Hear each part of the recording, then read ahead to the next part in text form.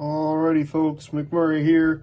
We are moving into Game 4 in our little hex-to-hex introduction to Gettysburg gaming. I guess ACW gaming as a whole, most of these games are from series. But anyways, here we are with the classic Avalon Hill Gettysburg. This is the 76 or 77 version, not the original square version. You see the map back here. We'll see that in the next video. But some of you probably know I've played the beginning version of this game. Super simple, kind of reminded me of the C3I version, just brutally simple.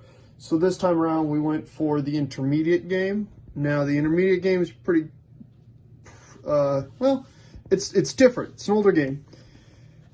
Here is the intermediate, all the charts. So we do have a ratio figuring chart. One thing that's interesting about the CRT is we've got 3-4 and 3-2.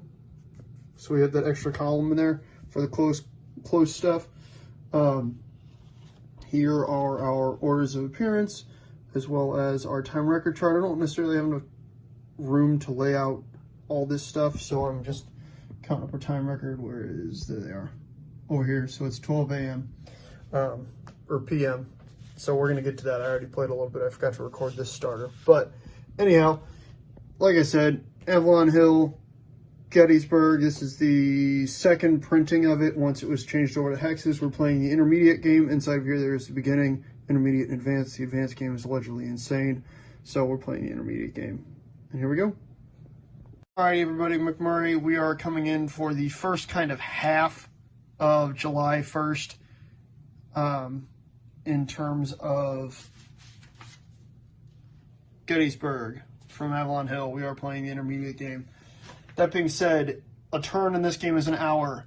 Each day has 16 play turns. So we're doing the first half of day one. Unlike most of the other games, my Union troops have not been able to hold almost at all over here on the heights where you get McPherson's Ridge and Seminary Ridge intersecting. The Confederates APO came in and just smashed the piss out of them. Buford's off the table.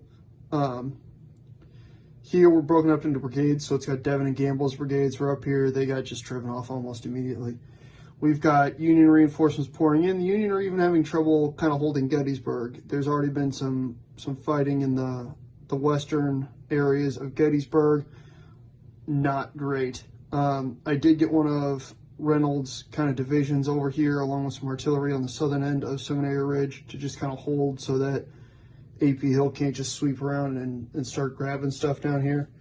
But there we go. So again, a lot more Confederate, successes at the start of the day. One interesting thing is basically you've got a Union movement then combat phase and a Confederate movement then combat phase every hour again. But if there are still units, when you're the phasing player, if there are still enemy defending units in your zone of control at the end of combat, you can do an entire another combat phase and fight again. So that's what happened here, and essentially the Confederacy just fought until all their stuff got, attack or retreat results. So they're disorganized now. But damn. That's powerful. You can see I got concerned. I've already got Union units back here ready to build breastworks on Cemetery Hill. We'll see how that works out. Coming at you. All right, folks. McMurray here with Avalon Hills, Gettysburg. We're not playing introductory.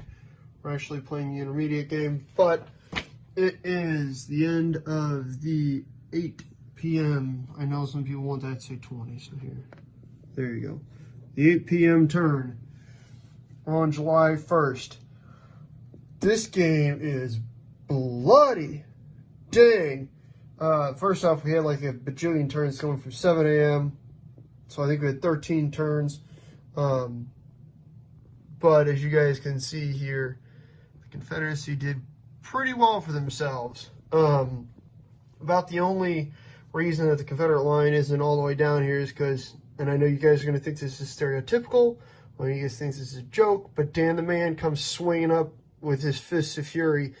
He arrives, into combat just around that last turn or two, and he just grabbed what he could right here and smashed into the Confederates are kind of holding this flank. Doesn't really matter. The Confederates are in control of the town, as well as Cemetery Hill and Culp's Hill. So I don't know how this is going to work out. I have to go back and read and see if I have to check for victory conditions. If I don't check for victory conditions, the Union get a huge amount of reinforcements, during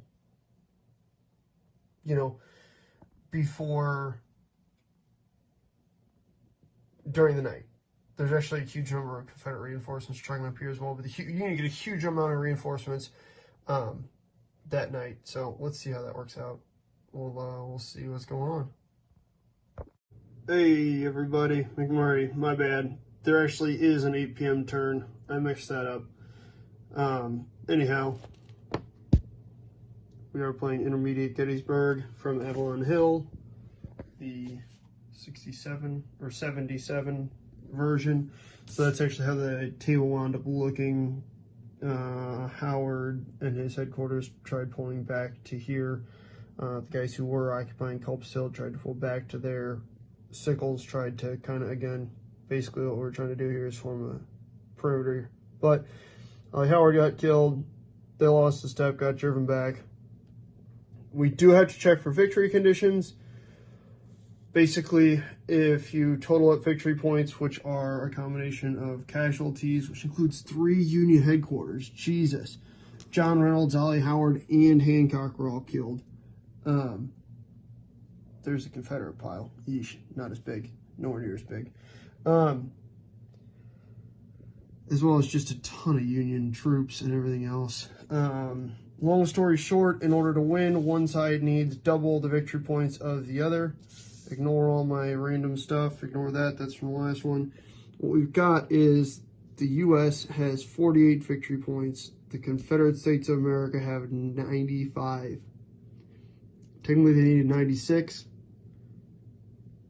I'm going to go ahead and call that, given that basically Dan the Man has his corps and a shaky command. Yeah. That's it. That's it. Confederate victory at Gettysburg here in Avalon Hills. Gettysburg 77 intermediate game. Thoughts to follow. It's, yeah, good game. This is number 4 in the series, so look forward to watching all 4 of these videos and then having a discussion coming up. All right. Thanks, guys. It's McMurray.